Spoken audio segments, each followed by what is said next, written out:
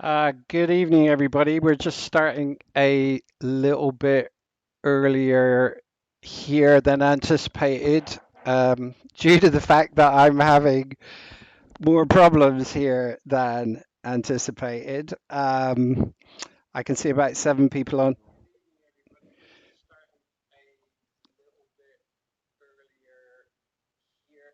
Okay, so that's one of the problems solved. Um, Unfortunately, just before I fired up there, my Wi-Fi link went down, which is a pretty major problem. Which essentially meant to say that my mount disconnected itself from the mount controller, and so now I've actually got to manually do an alignment, which of course I'd already done. So this is going to be a little bit entertaining, so bear with me. I am actually heading outside here to just do that manual alignment, and it's going to slow things down a little bit, but hopefully I can keep all of this together as we get ready for a bit of live streaming.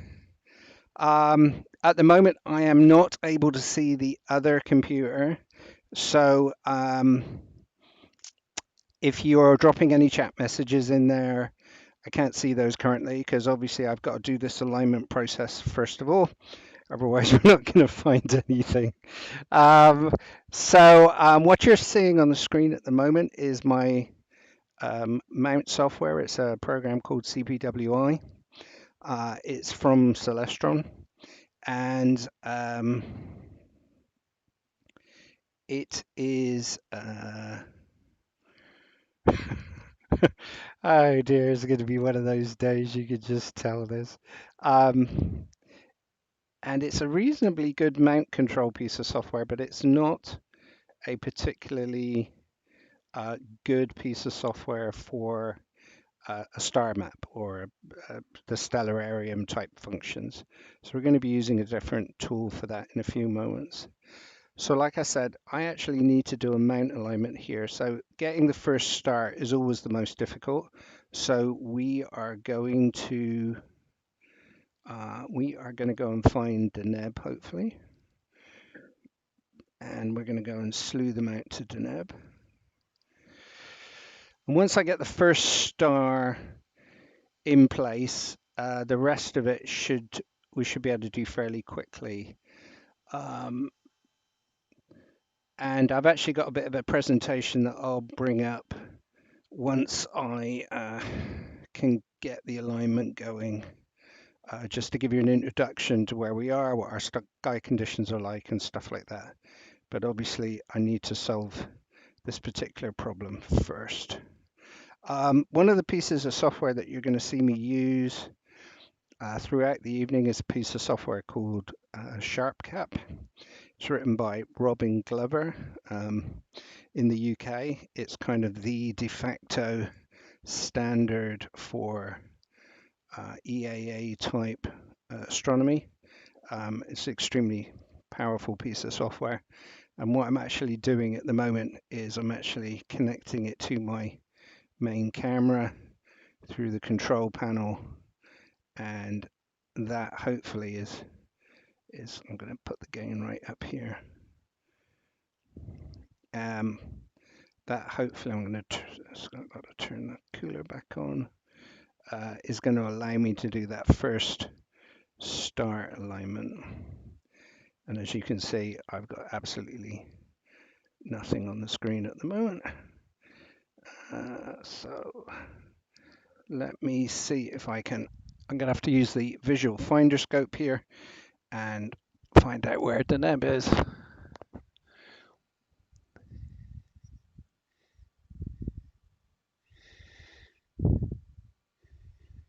Okay, I'm some way off at the moment. So now I've actually got to do a manual slew to bring that within the range of the field of view of my camera so that I can start the alignment process. And this is always the trickiest part of the evening, which is why prior to the Wi-Fi falling over. I had done it before everybody logged on. So here we go. So I've actually got the slew box up.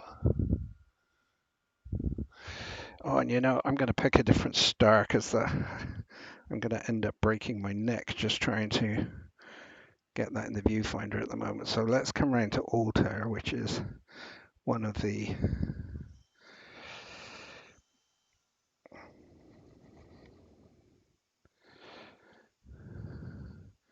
three stars in the summer triangle.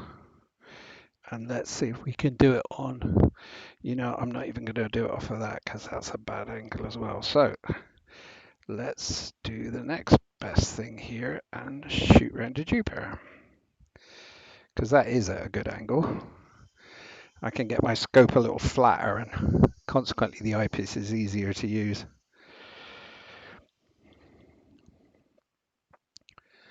Okay. All right, I've got Jupiter.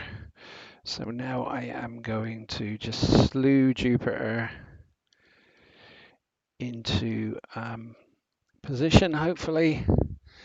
Let's see if I can get it.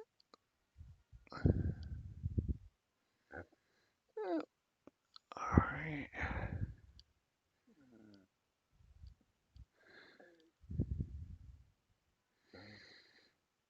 And here I got Jupiter moving across now to the center of the viewfinder. Almost there. All right, now hopefully if I go back to here, voila. Alrighty. So generally once we've got the first star in place, the rest of the alignment will hopefully go fairly straightforwardly. It usually goes really quickly because I've usually got a usually goes really quickly because, and of course I'm losing everything here, including glasses, because I'm usually extremely well polar aligned, but unfortunately today I am not well polar aligned, and therefore getting the alignment points in place is important. So I'm just going to move Jupiter now into the center of my reticule here. So this is looking through the main camera, which has a field of view of about 0.68 degrees across, and that's probably close enough. So I'm going to go back now, going to add that to my model. And this is the first of the correction points going in. So since we're close to Saturn, let's just go and grab Saturn while we're there as well. Like I said, I would normally have this done. You can see the oval shape of Saturn there. I'm not going to change the exposure to show the rings or anything because we're not really doing planetary stuff today.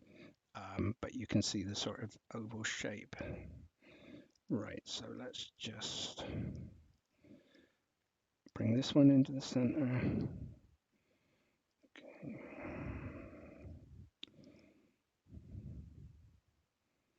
So now we're just gonna, there we go.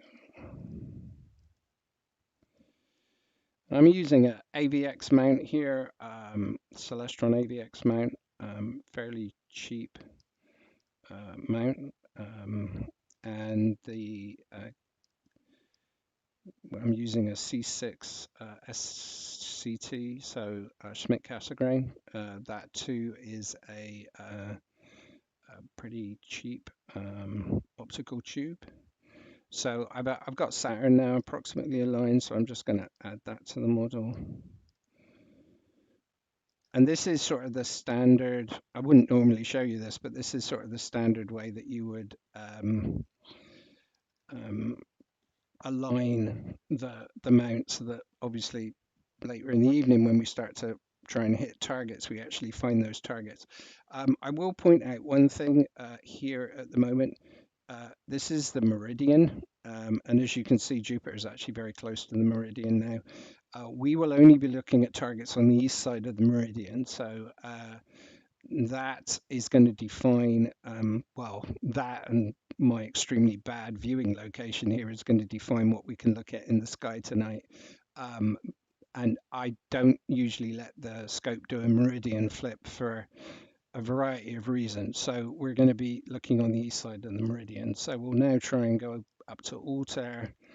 Let's see if we can snag that for the alignment as well. And then we'll do a couple more points and hopefully we can go after some targets. Okay, so there's that star. So I now need to just go and align on that one. So while I'm doing that, I can actually see the chat windows and stuff. The chat window here, I'm actually logged on as a different user.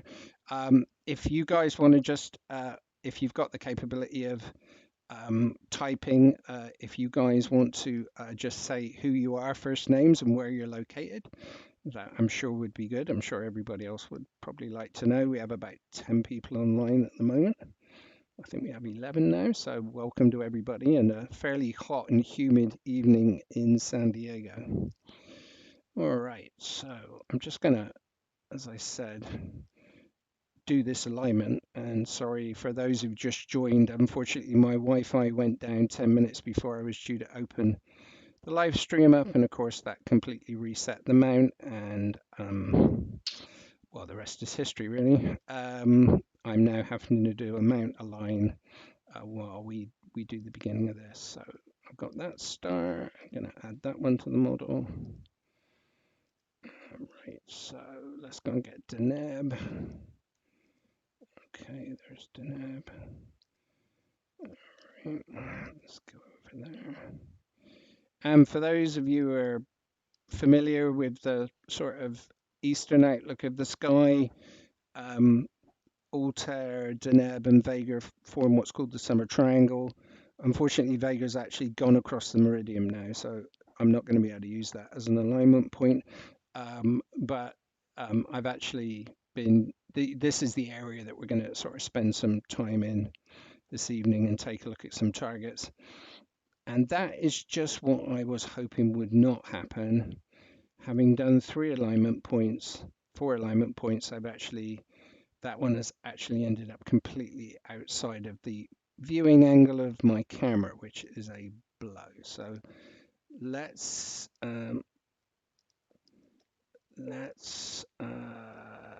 see if we can pick a halfway point here. Okay, let's go over there to start with, and we'll kind of creep up on it, and hopefully we can put in enough alignment points. And the reason my alignment, I'm needing so many alignment points today, as I said earlier, this scope is not polar aligned. Because of the outlook I wanted to get tonight, I couldn't actually see the pole star, and therefore I wasn't able to polar align. Normally, if I've polar aligned the scope, if I'm actually down the other end of the garden, I will, after the first star is aligned, everything goes really straightforwardly. Okay, so there's that star. So let's go and just bring that one into the mix as well. And so what we're doing here is by adding these stars to the mount model, we're building up a mathematical model that's correcting for the error in the scope, as I'm sure many of you obviously know, but for those that don't. So each time we get to a star, we basically, an alignment star, we'll just pull it into the center of the screen. We use the crosshairs here as a guide, and we then just simply add it to the model, and the model gets improved each time I do this.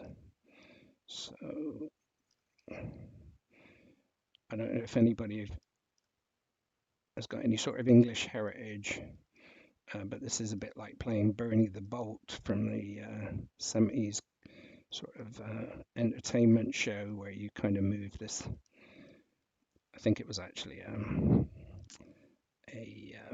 oh, what do they call those things? Ancient soldiers used to use them, crossbow.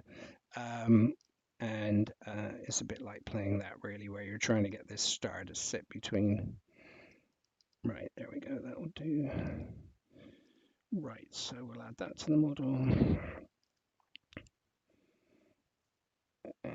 So that's one.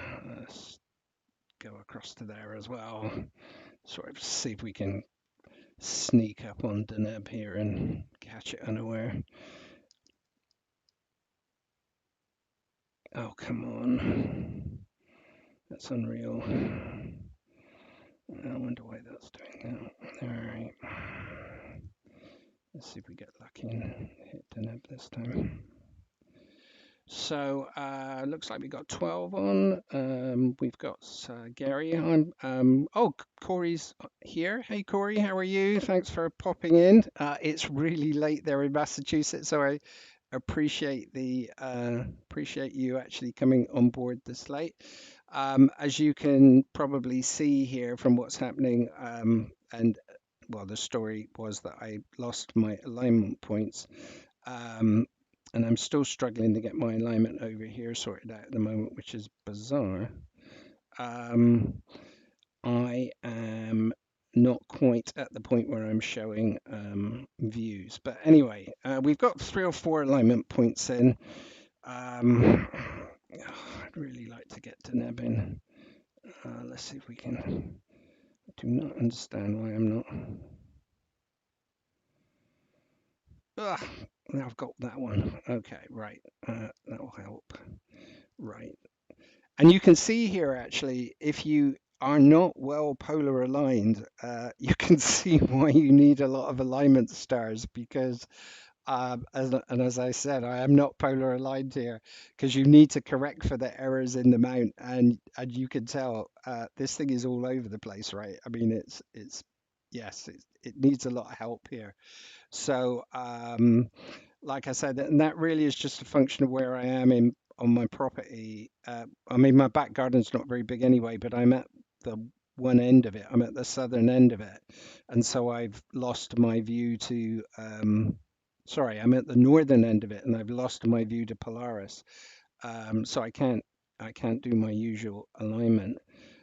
Right. So let's just bring this one in. And hopefully we can then get viewing. Actually, everything had been going fine for about an hour before you guys had actually come on board this evening, which is of course always the way. And I'd actually got some quite nice views of a couple of, well, about 4 or 5 different Messier targets already. So yes, just an unfortunate way to start the evening. Anyway, we should be there fairly shortly. And I am going to have to get my glasses at some point as well here, because otherwise I won't be able to read what's coming off of my. So I'm just now, and you can see an error problem with my AVX mount here. The backlash associated with the AVX mount is fairly substantial, and that creates a problem as well with putting in these alignment points, because obviously backlash will induce error. Right, so, all right. So I think we should be able to go after some targets now. Hopefully we're going to get lucky. So I am just going to take one moment here to find my glasses, which I found. They're in my pocket. And we'll do a quick, so this is where I would normally start. You wouldn't normally see this part, so that's either good or bad. I can't work out. But anyway, this is where I would normally start for one of these outreach evenings, and good to have everybody here. Corey was just saying my mic audio level seems to be fluctuating a little bit. Hopefully it will be a bit more stable now. As I can sort of settle down on the table here. I'm about 15 feet away from the scope. It's on a long USB cord, and there's a USB hub at the scope that's then basically connecting to all the various components, which you'll get to see in a minute. And I think the other thing I'm going to do after I've done the presentation, I will turn the webcam off so that I've got more real estate space on the screen. And anyway, it looks like you're only looking at the top of my head until I move the screen. So anyway, my name's Gary Hawkins, for those of you who don't know. This is the second sort of EAA live stream I've done from the house here. I am a member of the San Diego Astronomy Association, and there's a few folks on board, including our president, Dave. So good evening, Dave. We've got a number of other folks on board as well. So my location is approximately in this area here. I'm at the northern end. Whoops. I'm at the northern end of the city of San Diego, about 15 miles from downtown San Diego. And I am just actually on the city limits. In fact, I'm closer to the city of Poway, which you can actually see there.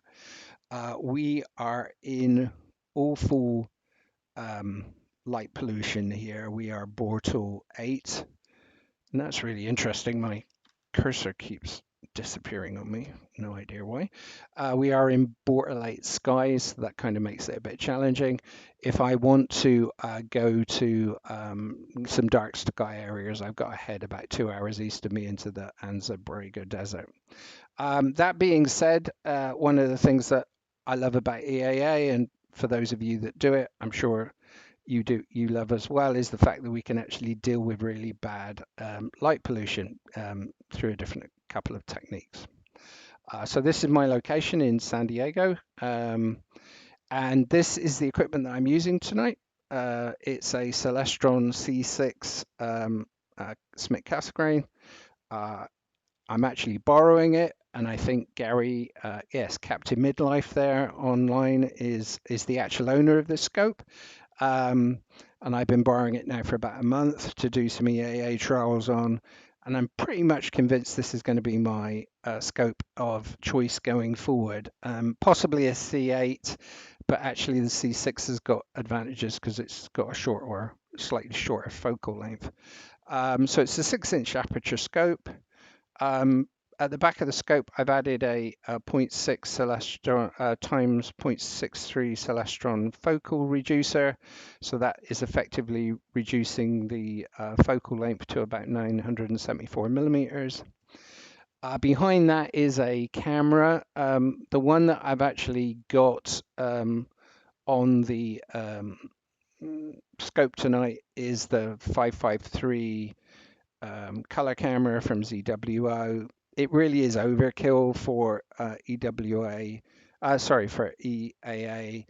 You could be using a non-cooled camera, but for a variety of reasons, I ended up purchasing this camera to replace a 244 MC, also by ZWO, basically because I needed a larger field of view, and there's always a chance I may go into astrophotography at some point. So I felt I'd get something that would, go through and offer that capability as well. It's an unusual camera. It's actually a 3000 by 3000 square pixel array, which is fairly unusual. In the optical chain, there is a Optilong CLS CCD filter. This does a couple of things. It knocks down the sky glow, which is important here since we're in Bortle 8 skies, and it also provides me UV and IR cut so that the stars don't get quite so bloated. I have an E-finder that's sitting on the front of the scope, and we'll actually see some views from that as we go through the evening, and that will kind of give you the idea of how challenged I am from a outlook perspective. Here it's got about a 30-degree field of view on it, so I use it to see if we're not banging into trees and stuff like that. And Ollie's online from Germany, so hi Ollie, nice for you to join as well. God knows what time it is with you. And then this is all sitting on a Celestron AVX equatorial mount. All in all, this is a pretty cheap telescope setup, and particularly since the equipment here is either borrowed or actually was bought secondhand. The only thing that was actually purchased new was the filter and the camera. But it's actually a really good EAA setup, and I'm very pleased with this. I was originally using a different setup, and this is outperforming it without any problem at all.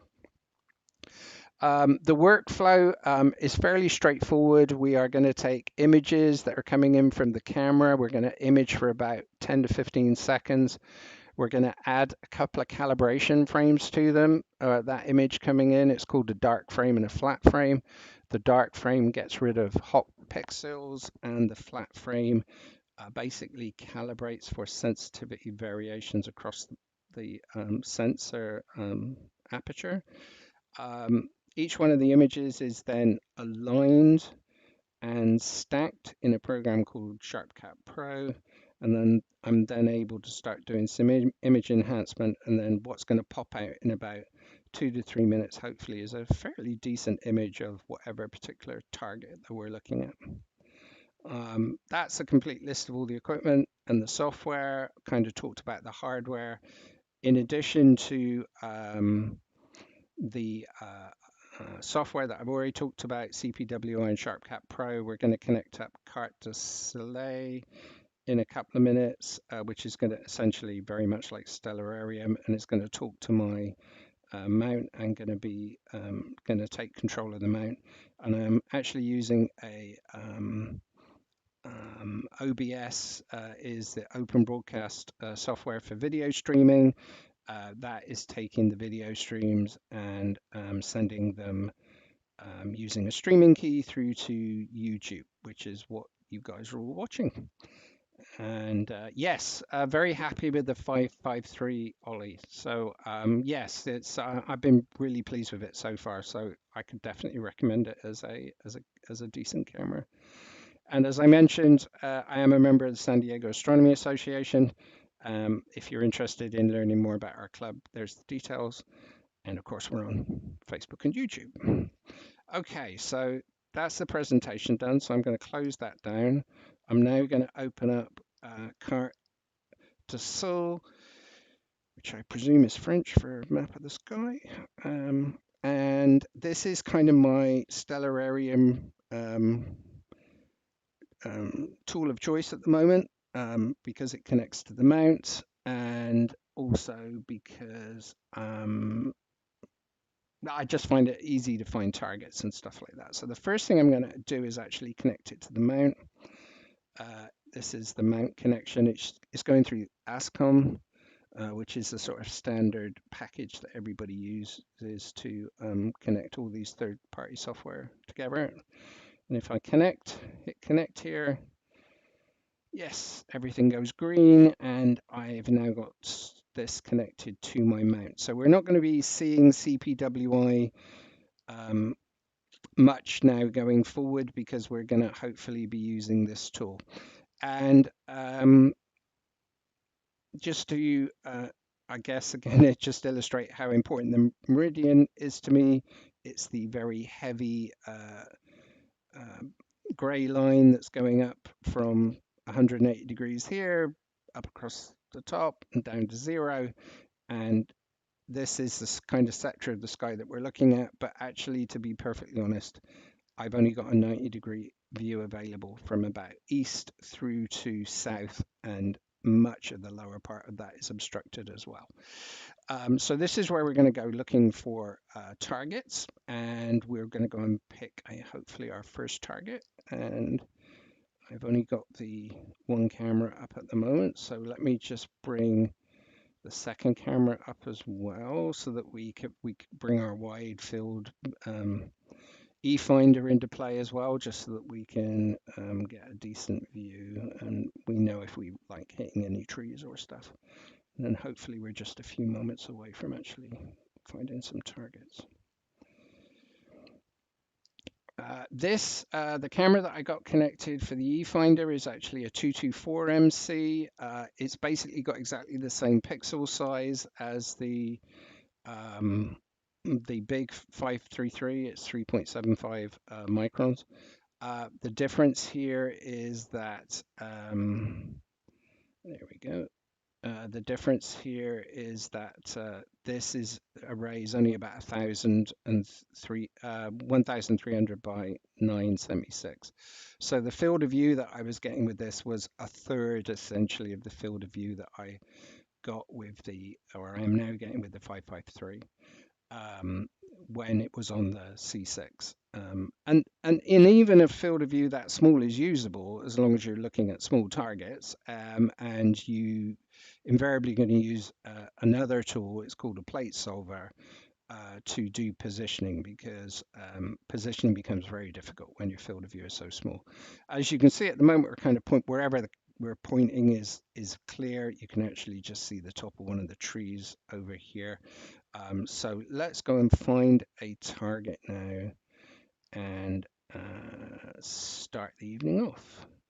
So what I've actually done here is I've actually made we're primarily going to go and look at Messier targets just because they're fairly big and usually well known, and there's usually some pretty spectacular things here. So the first thing I think we're going to go and do is, why don't we go and see if we can see Messier 75, which is just to the left of Saturn. So there's M75. I'm now going to go up to my control here and tell the mount to slew, and hopefully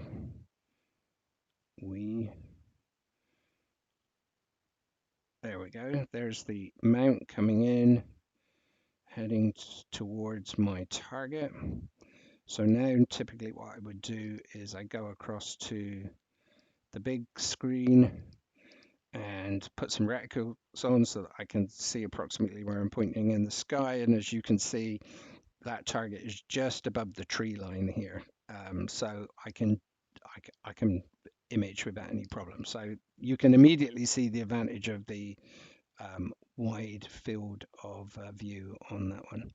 So we'll now go back to the main camera, and because everything got a little out of whack here, I just need to make sure that I'm good to go. Let's change a few parameters. I'm going to need to set up an imaging time, so I think we'll image about 15 seconds. I'm going to apply the darks and the flats, so I got to go and find those a second. These I actually did earlier, so I'm just going to reattach the darks and the flats. Okay, so I need my 15-second dark, which is that one there, and now I need to go and get the flat. Here's the flat. I'm going to pick this one, and you can actually see probably, it's a little difficult to see, but you can actually see that this is not a uniform gray. It's brighter in the center than it is at the edges, and it shows you that obviously the sensitivity of the array is falling away as we move towards the edge, primarily because of blockages in the optical path. And so this flat attempts to correct for that. So I applied both of those. And we are grabbing frames now. You can see the frame rolling in at the bottom here. We're grabbing a frame every 15 seconds. The target I picked was, I think was M75.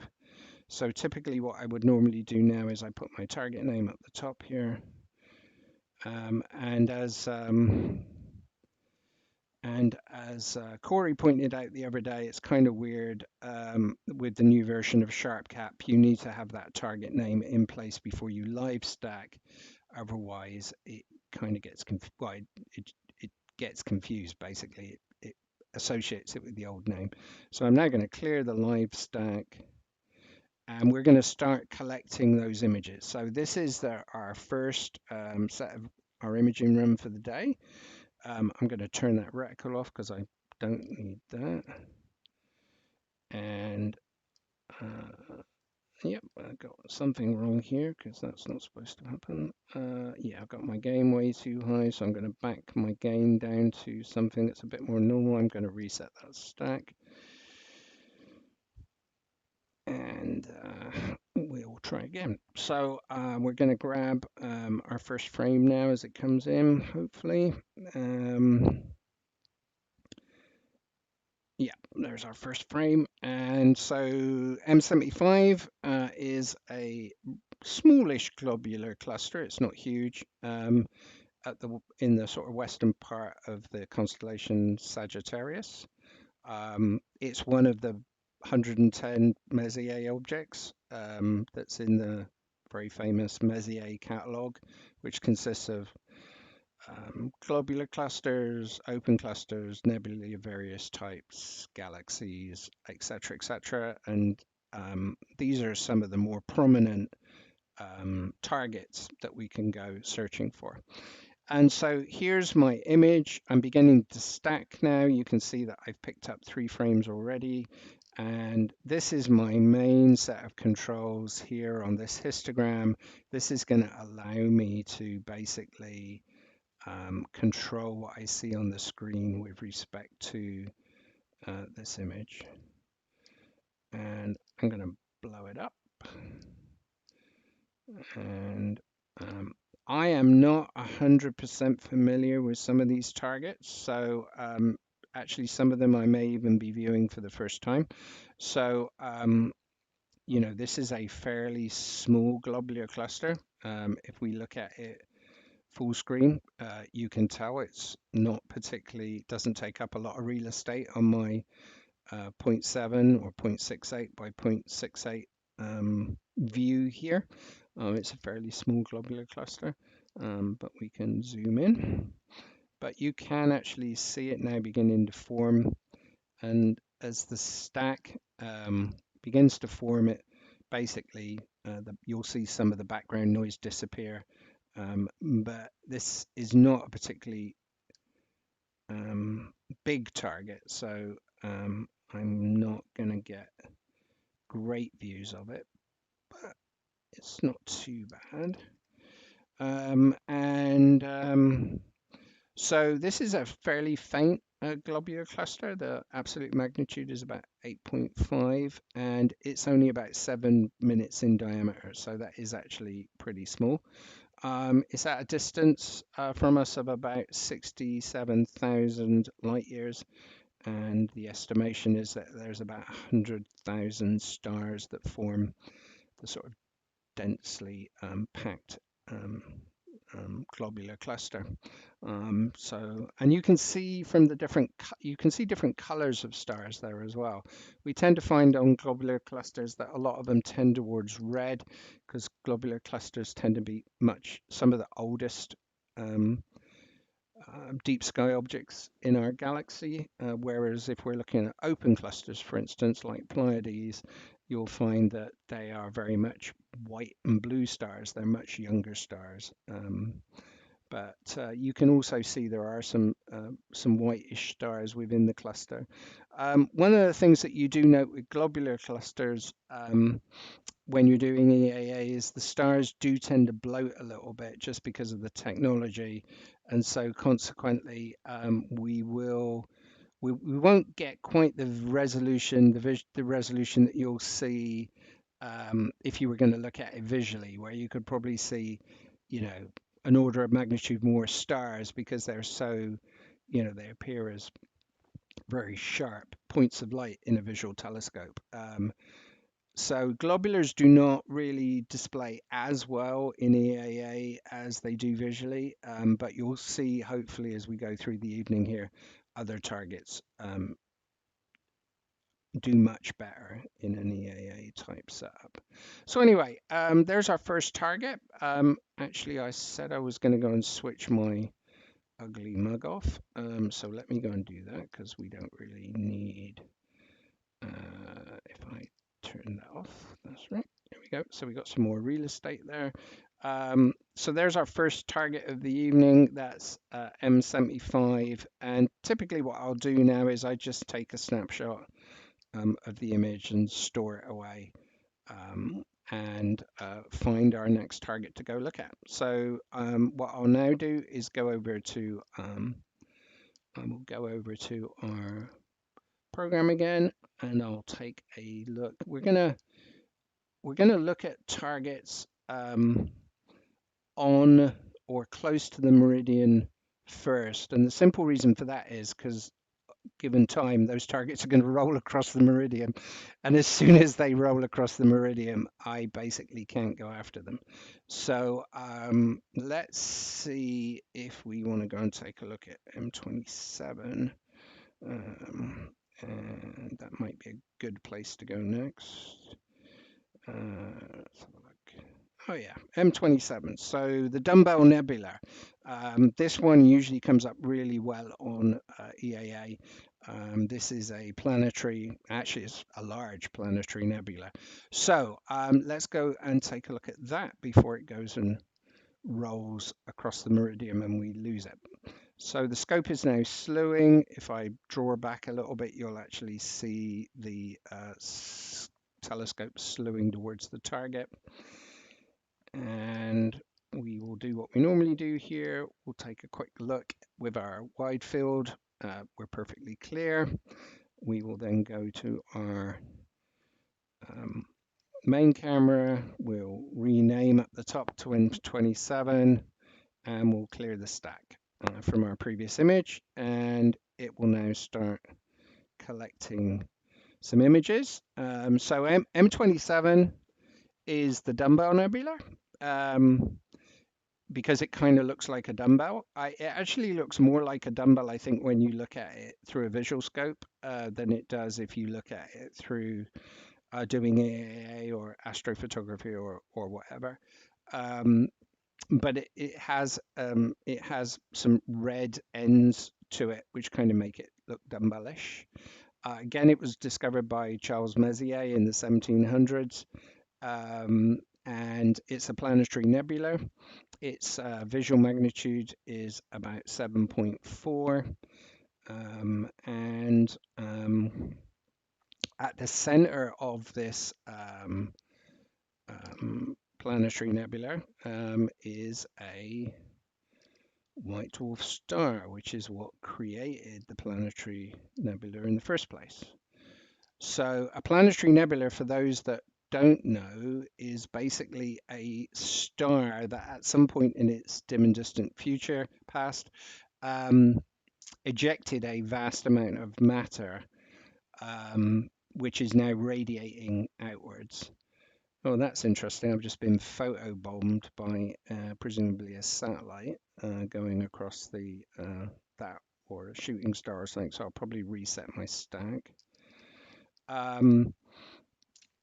And much like if you were to throw a stone into a pond, the ejected mass is going away in a big circle from the star and expanding outwards from the now white dwarf star. The star in the center, which we can actually see, or we will be able to see when we get a few more images here. In fact, I can see it now. It's right there. In fact, let me go and zoom in a little bit. There we go. There's our star right there. Is a 13.5 magnitude star. So I think, assuming that is the right one, which I think it is, you can see straight away that the ability to view with this EAA format is taking us way beyond what you can see with the naked eye, which is down to about 6.5 magnitude, and we're doing really quite well. You can see the I've got a couple of color balance controls here that I'll play around with. Usually one of them works better than the other. Probably, let's see, they're very sensitive, so I have to be a little bit careful how I pick and choose to use them. But I'm just going to try and clean this image up a little bit here. And again, so on the histogram, there's three basic sliders. There's black level, which determines what my black level will be. So if I go all the way down here, I get a lot of gray. And the farther I come up here, it goes black, like that. I have my white level, which typically I don't touch. Is out here. And then the important one is the midpoint. If I move the midpoint way down here, most things disappear. If I bring the midpoint way up here, I can start to extract a lot of detail from that image. And typically what I will do is I'll set my black level probably just to the right-hand side of the peak. It tends to be the best place to sort of have it. You kind of learn this through experience. And then I usually play around with this until I'm sort of comfortable with the image that I'm getting. And that's not too bad an image. You can sort of see the reason it's called a dumbbell because of this dumbbell shape here. And this is hydrogen alpha emission, the red, and then the green will be primarily O2 emission. Let me just see if I can get that noise down just a tiny bit behind it. Yeah, something like that. It's not too bad. Let's take the zoom back a little bit. And yeah, I mean, that's quite a pleasing image of M27 up on the screen there. And this is one of the images that you often see on the EAA boards and everything. It's a pretty common target that people will go after. Okay, so we've done 14 frames at 15 seconds each, so about 3 minutes of stacking. And as you can see, you know, we can start seeing that image from the first frame. It's looking pretty decent now. So again, I'm just going to go and save it. So I got a record of what we've saved. I'm not actually saving any of the raw frames just because you know, I haven't got the time to go back and process any of this stuff. I'm pretty much a kind of like I like the gratification of pulling something up pretty quickly. Whether I'll ever get into astro is photography is something that you know, could be a real struggle for me because I just can't be bothered to play around with all that post processing. Well, certainly at the moment. So let's go and find another target. So that was M27. And yeah, let's go. This is one of my favorite targets over here. I'm going to go over here. This is the Veil Nebula, and again, one of the reasons I like this particular um, stellarium or sky map type package is because it outlines nebula like this, so you can actually see the entire extent of the Veil Nebula here. And there's multiple pieces to it. It's actually a really big target, way bigger than the field of view of my camera. But if we can hit the western veil here, this bit's particularly pretty over here. It's one of my favorites. And if Dave is still online, I got my first views of the western veil through Dave's 16-inch Dob, and as Dave will attest, what I was getting at the time with my own EAA setup was pretty horrible. And now I think we hopefully will get a decent target, assuming that yeah, I should be hitting it without any problem here because it's very close.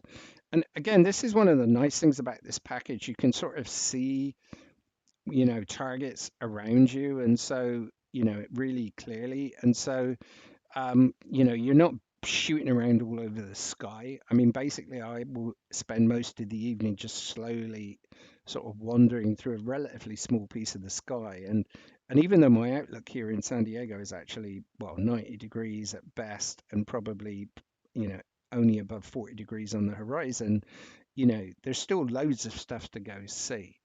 So let's go to this. Let's go and just put Western Veil in there, and let's clear our stack, and let's see what we get here.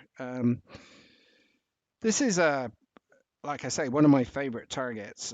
Usually if I'm viewing, I will at least take, I'm gonna just need to come back. Okay, we're fairly centered. That will do.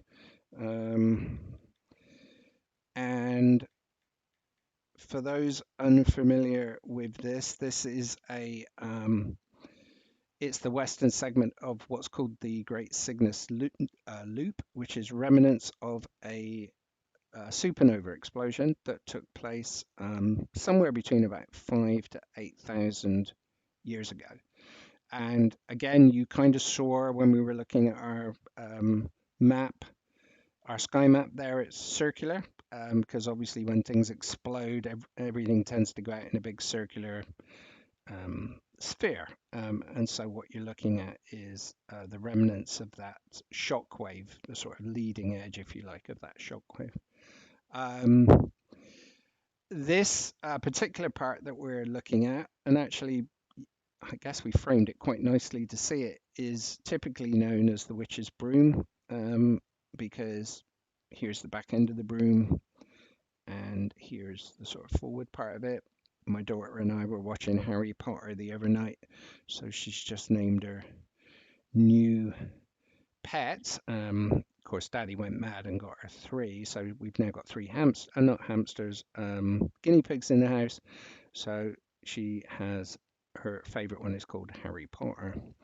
And so she's very much into witches and broomsticks at the moment. But if we just play around with the sliders a little bit here, we should be able to start bringing a little bit of detail. We're probably not going to get as much detail out of this target tonight as we would normally, because the moon is coming up and unfortunately there's a lot of light in the sky, so it is kind of swamping things a little bit. But I think if I just slowly pull that red down, I'm gonna have to go back up again. You can see the adjustments are really fine on these sliders. You have to kind of just inch them slowly down. It's kind of interesting. I'm not too sure what that is on my camera, but we'll figure that out later. Yeah, so difficult to know whether we're going to get a great image of this. I took some images about 2 weeks ago when we were obviously on the opposite phase of the moon, and it was much better. But anyway, you kind of get the idea here. You've got all of these tendrils of gas on the shockwave all interacting with each other. It's kind of cool. Let me see if I can just I don't often use this particular slider. I'm obviously getting a lot of noise in the background here that I'm going to struggle to cut out, and I think that's probably because the moon is coming up on me here. But you know, if we had better sky conditions and stuff, this would all drop towards black. But even so, I think you still manage to get a fairly decent impression of the western part of the Veil Nebula.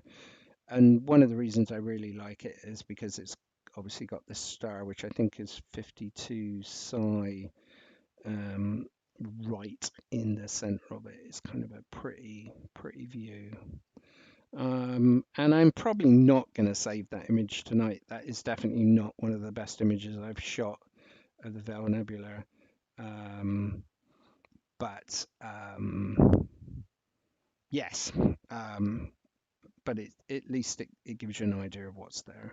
Right, so let's go and see what else we've got here. We're going to try and find some more targets. Let's see what we got over here. Oh, yeah, I think we may have let's go and look at M29. Like I said, I'm not, I'm not always 100% got these things right off the tip of my tongue here to exactly what they are. So I do tend to cheat a little bit. This is actually an open cluster in the in Cygnus, and you can see I've actually got the constellations marked out in green here. Open clusters are not my favorite target. Some of them are much better than others, but since we're on the target, we'll go and take a quick look. We may only do a few frames just to see what it's like. It's only a small group of stars, about 7 or 8. But again, it gives us an idea of a different type of target. So again, quick check of the sky, everything's fine, no blockages. I'm not going to save that, so I'm going to type in M29, going to reset my stack. And as Dave was saying, we have a really bright moon. We're only just off of a full moon. And it's coming up. So the sky is going to get worse as the evening goes on, but it may actually allow us just to pull round onto the moon and take a quick look, just for something to do. This is not really a package that's well suited to planetary imaging. Well, in fact, EAA is not well suited to planetary imaging, in so much as you can't really, I mean, you can see something is there, but you can't really see it in any great clarity until you've done a lot of post-processing. So typically for EAA, it's best suited to DSOs, deep sky objects of the type that we're looking at this evening. And yeah, there's M29. You sometimes wonder how some of these manage to get in the catalog. Because certainly compared to something like M13, which is a spectacular globular cluster, this isn't exactly the world's most exciting subject. But having said that, it is part of the Messier catalog. We've got 6 frames. That's just over a minute's worth of imaging. It's pretty good. I'll just take a quick snapshot of that so that we've got a record of it. And we'll go and find something else.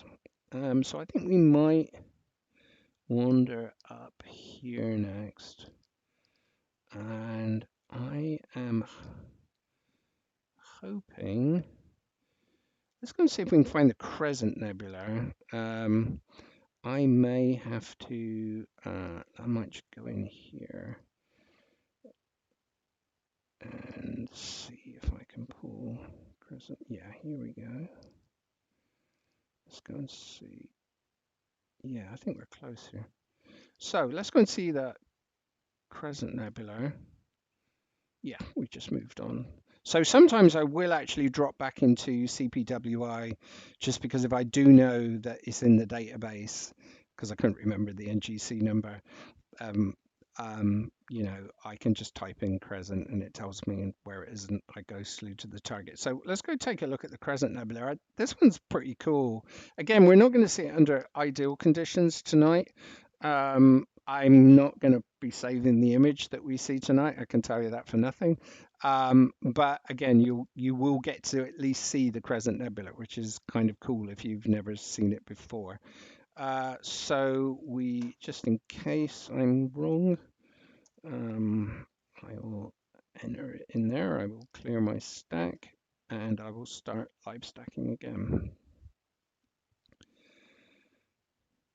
Oh, and Ollie is asking if we can do NGC 6823. Yeah, we can go look at that as long as it doesn't flip on my meridian. And yes, we've got the Crescent Nebula, which is good. That's come up. We are a little off. Unfortunately, like I said, my alignment isn't great, but at least it's in the field of view, so that's promising. And you can already see the image of the Crescent Nebula beginning to form. If you're familiar with it, it's got 2 bright, the lower part of it, or one side of it, depending on where you're looking at it from, has got some very bright nebulosity. The other side is much weaker and very difficult to see unless you're in pretty good conditions. But we'll give that a few moments and let it stack. And in the meantime, I will go check my app here and see where NGC 6823 is. So let's go see, let's see where that is, NGC 6823. And I'm actually just where I'm getting a lot of the information here is sometimes I'll use Wiki, but actually today I'm using NGC 6823. It's not showing up there, but I can get it from my IR package. Like I was saying, often I'll use Wiki for information. Today I'm actually using Sky Safari on the phone, and just for something different and providing information from there. So it's kind of a useful tool that I can have at my side here, and just gives you some of the stats and everything. Okay, so here is the Crescent Nebula beginning to form. Now, to see any detail, we are going to have to push the image a lot because, like I said, the moon's rising and everything's getting swamped. But again, you get an idea of our target here.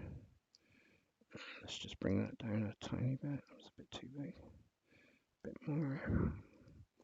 Okay, so, and for that was great. Managed to lose my histogram. Hold on. Stopped my live stacking as well. All right, so okay. Didn't mean to do that. Must have. Let's bring that back. Okay, there we go. Yeah. So anyway, here is the Crescent Nebula, which is beginning to form. You can certainly see the bright arms or the bright side that I was alluding to. And again, this is another supernova remnant. A large A star has obviously exploded in a cataclysmic event and ejected material out, and what you're looking at is the shock waves of that material. This is also NGC 6888, sometimes called Caldwell 27, and it's an emission nebula. And what we actually see here, the actual full shape of it, you can kind of just about make it out, is across here. It's like a big expanding oval bubble, but you can certainly see the very bright arms going through here. And again, if I tweak this a little bit, I can probably just well, I can certainly get rid of some of the noise, but I don't want to lose too much of the detail here. As I pull this back, it kind of makes it darker, as you can see, but I'm beginning to lose a lot of detail. So I tend to push it up here, get to see a little bit more detail. Now the Astro guys, where obviously they're collecting minutes worth of information rather than seconds worth, and they do stacking, they'll start to see a huge amount more detail here. Yeah, it's a beautiful target. It's about 4,700 light years away. And actually, it's formed by a fast stellar wind from the Wolf-Rayet star. The star is shedding its outer envelope, ejecting the equivalent of the sun's mass every 10,000 years. So a massive event that's sort of taking place and creating this incredible image wavefront going out into space, and a big object. I think the shell is about 25 light years across. So yeah, it's a fairly large physical object, and you can actually see if we go to full screen. Yeah, there's this thing's kind of reset itself a little bit here, which is unfortunate. But I've lost my full screen. So the square image is here. So the moon will take up most of this frame. If I was shooting the moon is about half a degree across, would take up most of this frame. So it's smaller than the moon, but it's still a fairly large nebula. Okay, so that's the Crescent Nebula. Again, we'd probably get a better view of this, particularly in about 2 weeks' time when things improve a lot. And in fact, what I might actually do here is because this thing's got itself a little confused here, I'm actually probably going to just close this down a second. And I'm going to restart this program so that the windows come up in the right place. Okay, so that's okay. So let's take that back. Okay, bring all these down. Let's just open that back up again, so that my windows are in the right place. Otherwise, when I resize, it's not. I'm going to keep getting. It's going to keep hiding behind the histogram controls, which is going to be a bit annoying. This software is, like I said, written by Robin Glover. He puts out very regular updates. The Pro version, which is what I'm using, is about $15 a year. The non-Pro version is free. It's definitely worth spending the $15 a year for the add-ons you get, because for one thing, it's got an extremely good polar alignment tool. And this is the de facto standard. I mean, it's not perfect, but it's so close to being perfect. It is just used by everybody. He's done a fantastic job of with this particular piece of software, and you'll see if you look on any of the forum boards that many people look at it. So apparently 6823 from Ollie is just below 6888. So let's go look for it. So I know I can find NGC targets in this database. So NGC 6823 is an open cluster. Alrighty. I can hear oh no, not good, not good. Slew control, stop mount. Yeah, there's, I think, the problem with that. Unfortunately, Ollie, we have just gone across the meridian, and that's not a good place for the scope to go. We will completely miss the target if we go over there. So let's come back. Actually, that didn't help either. Let's try that. Let's come back. Try and get my bearings here. Here we go. Yeah, let's just come back. Get onto the right side of the meridian, and let's go find another target. Yeah, unfortunately, we won't be able to take a look at that because it has just flipped across the meridian, and yeah, it's just not going to work at all.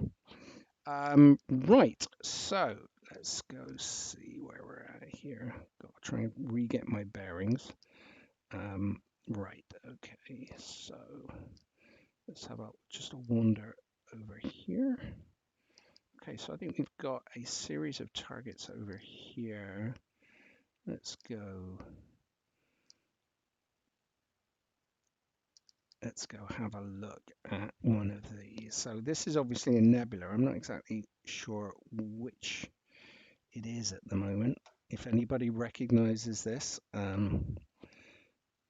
yell out on chat, and I will slew to it. And it's kind of fun sometimes just to go look at a target that you've never seen. You know the target's there because obviously it's on the star map, but I'm just not sure what it is. Oh, it's just sorry. Yeah, I'm working on it. Okay. Yeah, Ollie was saying there that he doesn't have the same problems that I do with the meridian flip. Yeah, well, that's fine, but it causes my mount all sorts of problems if we go over there.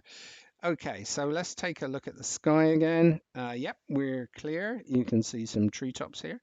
So I'm not exactly sure what I'm looking at here. So let's just bring up the main camera, and we'll start the stacking going. I thought I restarted this. Okay, let's. Oh yeah, there we go. And we'll start the stacking going again. And let's see what we bring up. It's obviously a nebula just because of the way it's depicted in the sky map, but I'm just not sure which one. Okay, so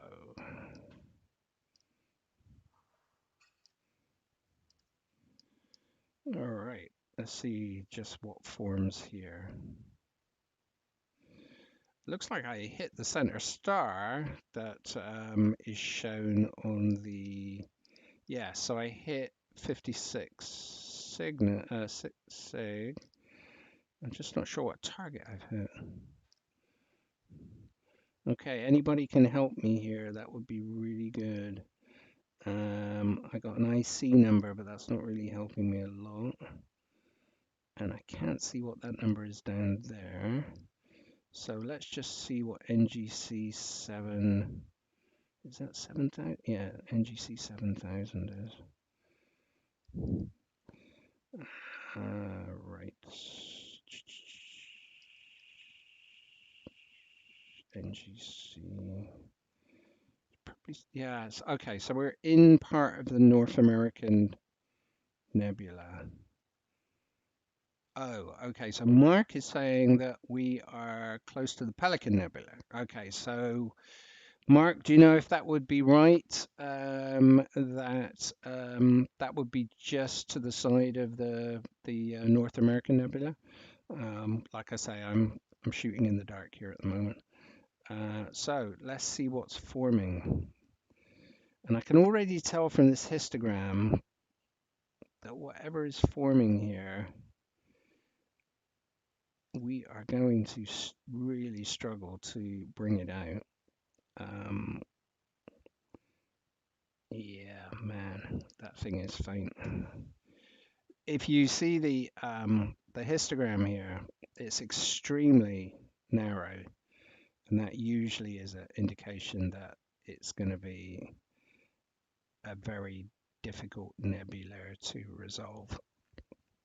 And I think we've proved that straight away because, quite frankly, if nothing's showing after, very little is showing after 9 images, we're not going to pull that out in a big hurry. So I think we'll give up on that one. And let's just move to the North American Nebula since we know that that is close. So let's just go to NGC 7000.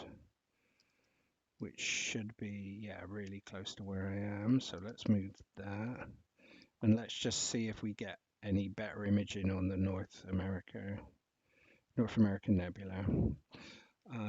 Sometimes things don't work out, and you start reaching the limitations of the technology you're using, and clearly that was a good example. So we should be on the target now. We know we've got clear skies out there, so let's just reset our stack and see if we get a bit luckier this time through.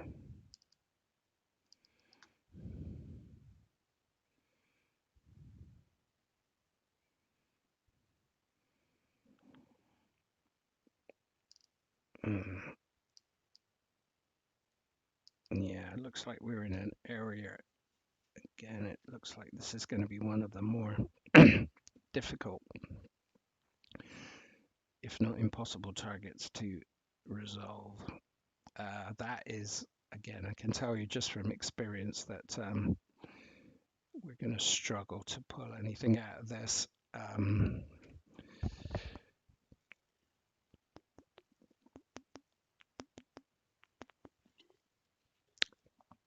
All right. Well, I don't usually.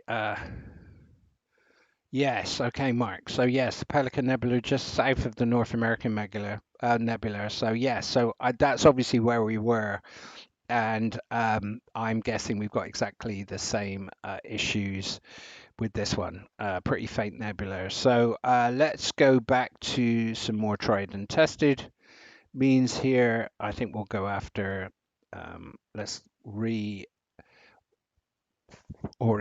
ourselves with the meridian. I can't remember, did we take a look at M29? Let's see what M29 is. May have done. Yeah, I think we, let's have a look. M39, I think M39 from memory is another open cluster. Let's wander down there and just take a look at that. You can always guarantee that open clusters are certainly ones that you can see without any problems. Some of the nebulars can be definitely a bit tricky. Yeah, so open, this is another open cluster near Deneb, not the, again, most exciting of targets, but since we're close to it, we'll just clear the stack here and just do a quick image.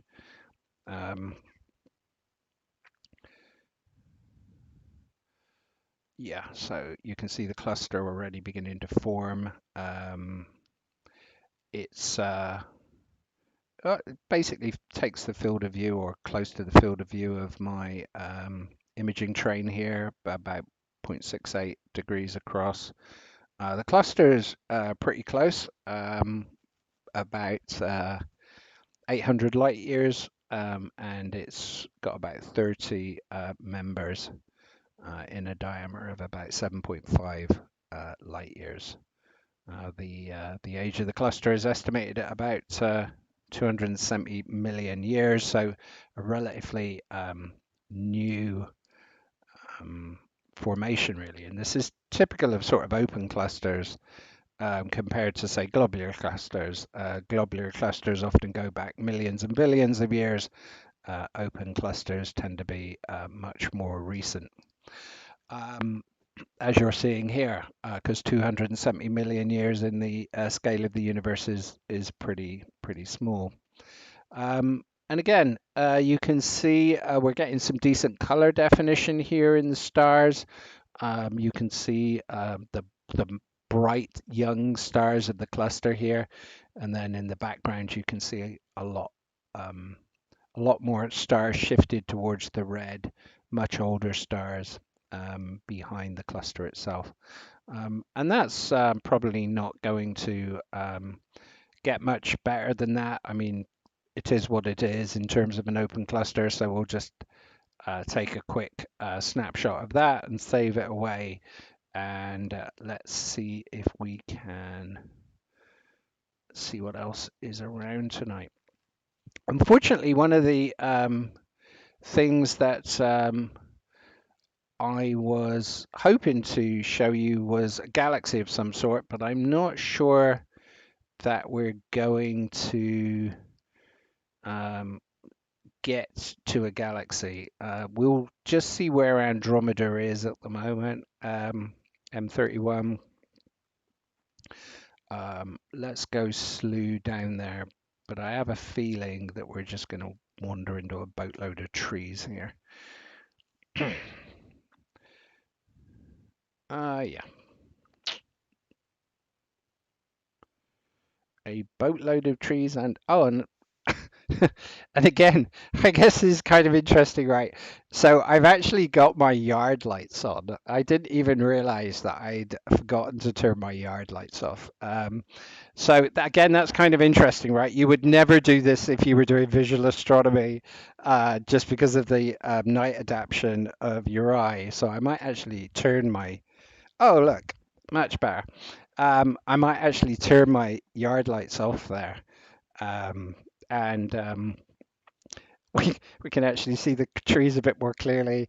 But again, it's one of the really nice things about EAA, in so much as you know, you don't have to worry so much about that, you know, any stray light or very little in the way of stray light. So it does make your life a lot easier. So Andromeda will come up, but it probably won't come up in anything like the timescale that we need. So let's go pick M15. Let's go across, go and pick a Messier, another Messier target. And you can see that I've actually expanded the text size out on the Messier targets just so that they show up nice, and obviously it just makes finding them on the map super easy. Yeah, so another of the globular clusters and that are up at the moment, and there are many globular clusters around at the moment. So if you're into your globular clusters, this is a great time of year to be viewing. So this is M15. I'm going to reset my stack again, and we've been going for about 80 minutes now. I'm probably going to wind up in about 10 or... Oh, Dave said, how about M15? I never even saw that comment, Dave, but obviously we're thinking alike there. So, oh, and this is interesting because obviously I reset my... yeah, and you can see the reason. Yeah, you can see something's very interesting here. Because I reset my capture program, I forgot to apply my flats and darks again, which is why you're seeing this color variation, this gray variation across the image, because I haven't got my flats applied. So I'm not correcting for the sensitivity changes across the sensor. So now that you've actually seen this vignetting on the sensor here, let me now apply the flat, and you'll see what difference it makes. It's kind of interesting on the 533. I don't really need dark images. The number of hot pixels on this thing is literally zero, particularly when I've got the cooler running. Whereas on my 244, if you didn't apply a dark image, it was terrible. I mean, there was hot pixels everywhere. So anyway, let me just go and apply these two things and restart the stack, and you'll actually see that it does make a significant difference to the quality of the display. So again, I need to go and find those. So the first thing I'm going to do, 15 seconds. I think we're running at 15 at the moment. And if any of you guys have got feedback on the audio, let me know. This is a new, well, I'll say it's not a new mic, but it's a different mic that I'm trying tonight. And I can hear it sometimes just picking up my breath. But hopefully, yes, as you said, Ollie, it's a 224, not a 244. But right. Yeah, now you can see straight away. Okay, so that there's the same image. Let's just get the color balance a little better. There we go. And this is showing up again here. So clearly there's something, a speck of dust or something has got into the optical chain here. I'll have to go and see if I can go find that somewhere. Right, so anyway, here's M15.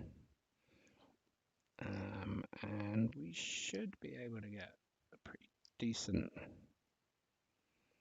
image of M15 here. Let's just blow that up a little bit. Yeah, there we go. Yeah, kind of a nice globular cluster. In fact, I was imaging this earlier before I had the problem with the Wi-Fi there. So for the unfamiliar, we're now in the constellation of Pegasus, and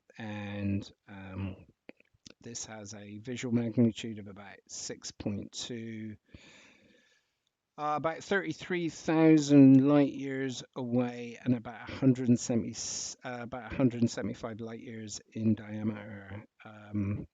Beautiful globular cluster. Just looking for the number of stars. They usually give you some indication, but for some reason my eye is not picking it up. but could easily be several 100,000 stars, and beautiful cluster.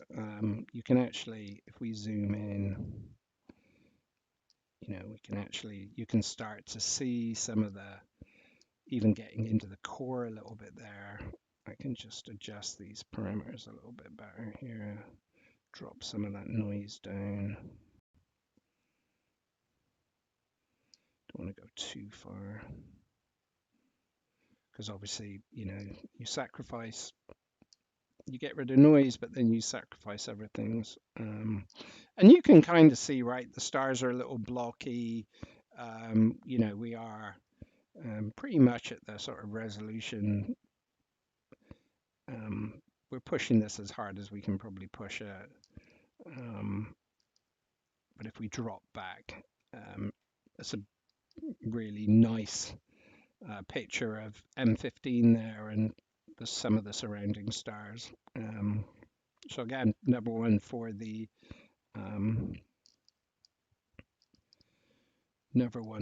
album there. And of course these are not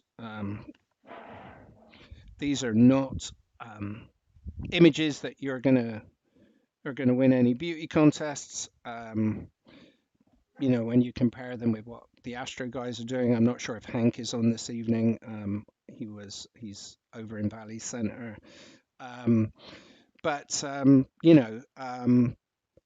This is real time, right? Everything that you've seen tonight is produced within a couple of minutes, and you get to see what we've got.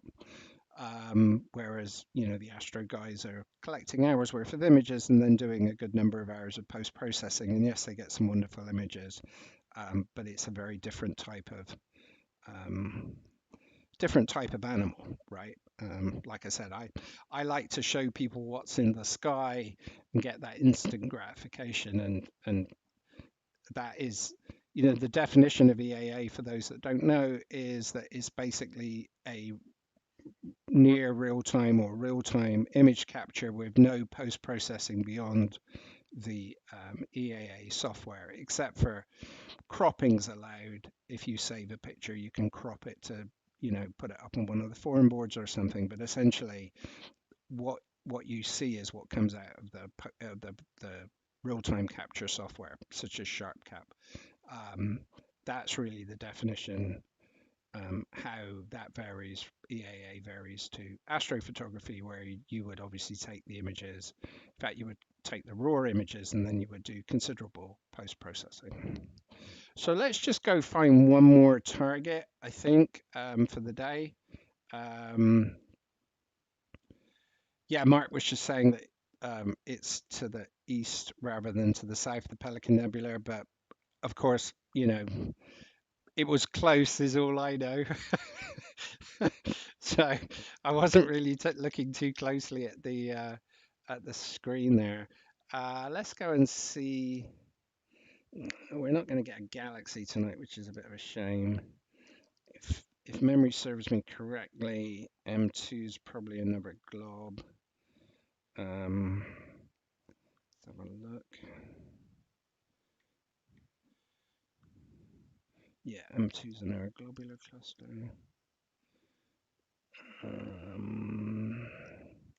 See if we can just, if anybody's got a shout out for a target that's in the east here. There's obviously the Veil network. We've been up the Veil Nebula. We've been up there. I wonder if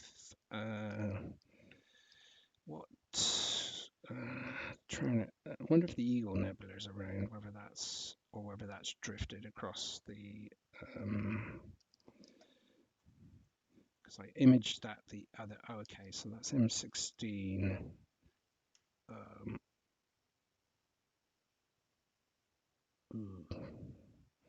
I'm not sure if we're going to get that or not. Let's have a look. M16. No. We're way across. Okay, so that's not going to work. So yeah, so let's just finish off, I think, then with M2. I don't. That's still too low. What's it? M103 over here. I'm not sure if I can get over here. Yeah, that's probably. Let's have a look.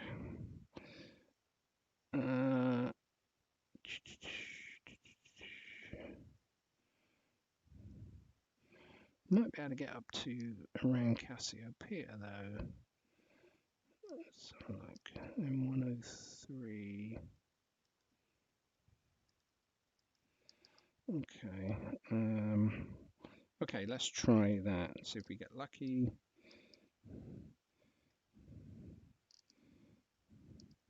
Soon find out looking at the big picture camera here. That doesn't look lucky to me. No, I could get the squirrels perhaps, but obviously I'm not going to get that target. Yeah.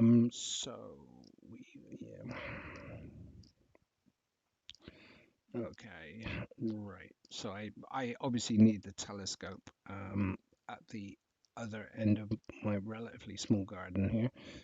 So let's just go to, I don't think we did M2. I'm hoping we didn't do M2. Let's have a quick. One of the nice things about SharpCap, yeah, we didn't.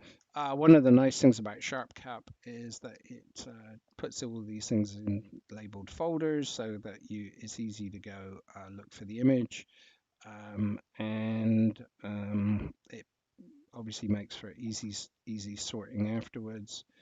I'm kind of losing my train of thought a little bit here, so I just need to go M2.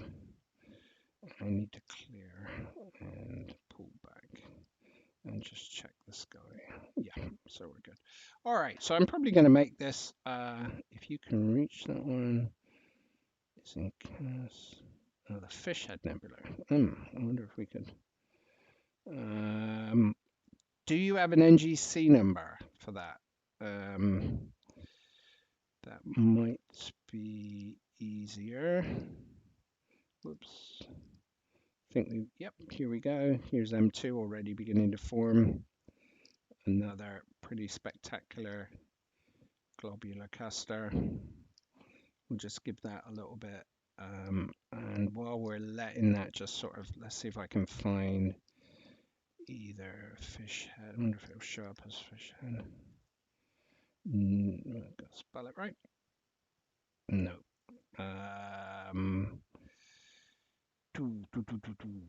Let's have a look. So we've got icy 7. I wonder if that'll come up in.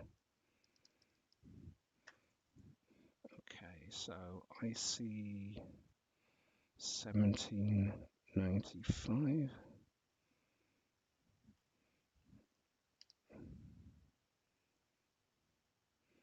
Oh, okay.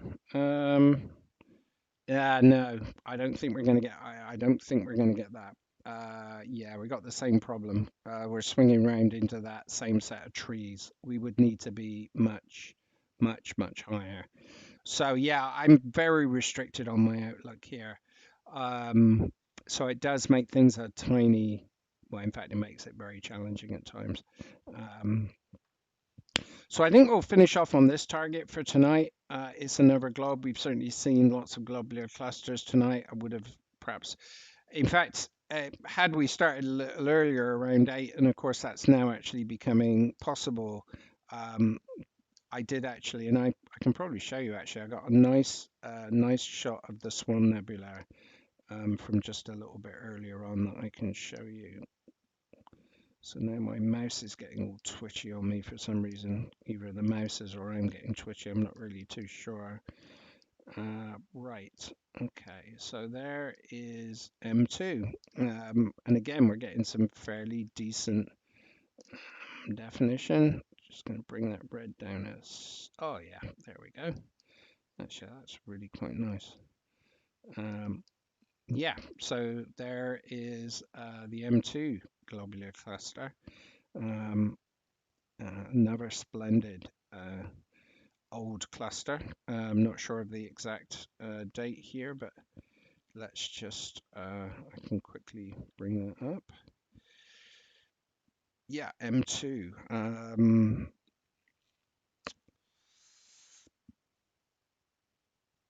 About 150,000 stars, quite about 37,000 light years away from us, and an age of about 13 billion years. So obviously that goes back to the point I was making earlier that open clusters tend to be fairly young, while the globular clusters are very much some of the statesmen of the DSOs in our galaxy, and that's actually quite a nice image. Quite pleased with that one. It's a good way to at least finish the imaging. I will show you the picture of the Swan Nebula I got a little earlier. For some reason, this mouse is getting a little twitchy on me tonight. But let's do a save there so that we've got that one. Right. Let me just then go to my image folder. And let me see if I can find the Swan Nebula. Obviously, I can't image it for you in real time because it's gone across the meridian, but it was the first time I'd actually imaged this earlier on this evening, so I'll just show you that as a way of finishing off tonight. And if I'm correct in saying it was this, was it this? Oh God. I'm doing this from memory. Yes, there we go. So that was a Swan Nebula from earlier this evening, before it shot across the meridian. And image really, it was a nice, straightforward image to grab, and pretty pleased with that one. That's the first time I've actually seen that particular nebula. Well, certainly with this scope anyway. So yeah, we've done about an hour and a half. I really appreciate the fact that we've still got a few people on board. Hopefully, I've not bored you to death. Um, and I will probably try another live stream again in a couple of weeks. Possibly, I may try it from a different location. We've got the club location is in much further east of us in a much better area. We've got power over there, which is something that I definitely need at the moment. I haven't got my portable power supply sorted out. And as long as there's a decent Wi-Fi connection, then I might give it a shot from over there. Otherwise, it'll be back from the house again. But I certainly appreciate everybody joining me in San Diego this evening. And we've had a wander around the night sky here, albeit a fairly restricted view from this house. If I'd actually been into astronomy, I guess, or been thinking about astronomy at the time, I would have booked. We were looking to buy this house. This would probably be about the worst choice for a sky. It's terrible. But at the time I wasn't thinking astronomy. Anyway, I'll say good night to everybody from San Diego. Really appreciate the fact that you've joined me tonight, and look forward to catching you again on another live stream. Okay, night everybody.